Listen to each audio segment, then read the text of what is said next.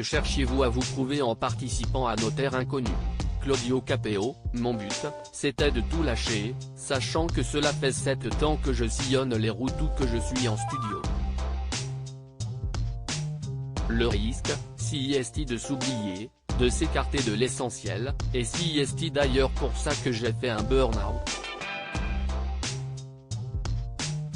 J'avais une petite crainte au départ, qui était celle de ne pas voir mes enfants pendant 3 semaines.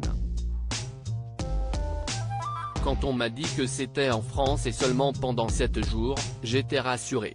La formule de cette émission vous convient-elle davantage que celle de Rendez-vous en terre inconnue? J'aurais aussi apprécié l'expérience, mais je crois que cela aurait été plus compliqué.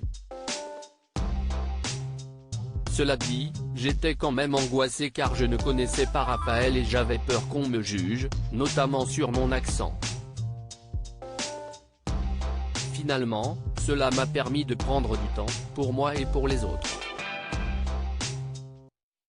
À mon retour, j'étais apaisé.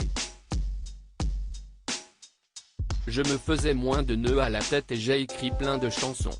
N'avez-vous pas eu parfois l'impression d'être dans un camp d'entraînement militaire vu le programme sportif concocté par Raphaël de Casabianca? Il ne m'a pas épargné mais c'était supportable, à part la spéléologie entre 10 et 35 mètres de profondeur. À ce moment-là, je n'ai pas eu envie de pleurer mais de mourir. Rire, vous expliquez être tiraillé entre votre vocation d'artiste et votre allergie à la vie de star. Comment gérez-vous cela?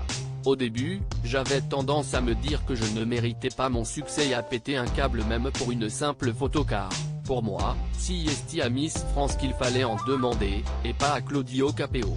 J'ai fini par trouver ma place, et je sais aujourd'hui que je fais ce métier non pas pour être vu mais juste pour faire de la musique. Et je me sens beaucoup mieux. En 2020, vous avez confié dans une interview que César, votre fils aîné, souffrait également de votre notoriété. La situation a-t-elle évolué entre vous depuis? Quand on est malheureux, on le transmet. Je ne me comprenais pas et, du coup, il ne me cernait pas non plus. Mais le confinement nous a permis de nous retrouver et même de nous trouver.